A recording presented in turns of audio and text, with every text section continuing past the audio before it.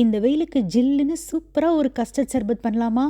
No sugar, no colour, no cornflour, no preservatives. ஆனால் taste மட்டும் சும்மா டாப் நாச்சாக இருக்க போகுது.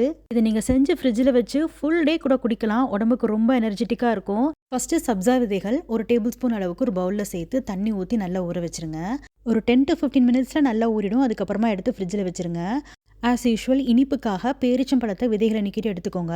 டயபெட்டிக் இருக்கிறவங்க மட்டும் இந்த ஸ்டெப்பை அவாய்ட் பண்ணிக்கோங்க. ஏன்னா பேரிச்சம்பழத்துலேயும் சுகர் இருக்குது, அதனால் இதை அவாய்ட் பண்ணிக்கோங்க. அடுத்ததாக ராகி பவுடர் ஒரு 3 டேபிள் ஸ்பூன் அளவுக்கு எடுத்துக்கோங்க. வெறும் 3 டேபிள் ஸ்பூன் சேர்த்தா போதும். அதுவே உங்களுக்கு தேவையான அளவுக்கு அந்த கஸ்டர்ட் பவுடர் திக்னஸ் உங்களுக்கு கொடுக்கும். ரொம்பவும் ராகி பவுடர் சேர்த்திங்கன்னா அதுக்கப்புறம் ராகி கூழ் குடிக்கிற மாதிரி ஆயிரும். ஃபஸ்ட்டு ராகி பவுடரை ஒரு 1/2 கப் தண்ணியில் கரைச்சிக்கோங்க. அதுக்கப்புறம் பால் பாத்திரத்தில் 1 கப் தண்ணி ஊற்றி நம்ம கரைச்ச ராகி மாவையும் ஊற்றி நல்லா கலந்து விடுங்க. இப்போ ராகி நல்லா இந்த மாதிரி திக்காய் வரும். அப்போ அதை அப்படியே எடுத்து ஃப்ரிட்ஜில் வச்சுருங்க. கொஞ்சம் சில்லுன்னு ஆகட்டும். கொஞ்சம் போல் சேமியாவையும் நல்லா இந்த மாதிரி வேக வச்சு எடுத்து வச்சுக்கோங்க.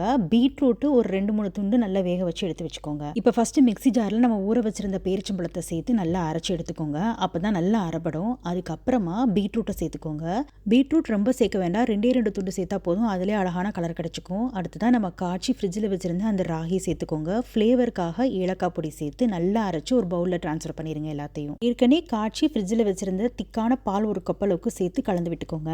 கன்சிஸ்டன்சி இந்த மாதிரி தண்ணியாக இருக்கணும். அப்போ தான் குடிக்கிறதுக்கு சர்பத் மாதிரி சூப்பராக இருக்கும். இப்போ ஃப்ரிட்ஜில் வச்சுருந்த சப்ஜா விதைகளை சேர்த்துக்கோங்க. கூடவே வேக வச்ச சேமியாவையும் சேர்த்து நல்லா கலந்து விட்டுக்கோங்க.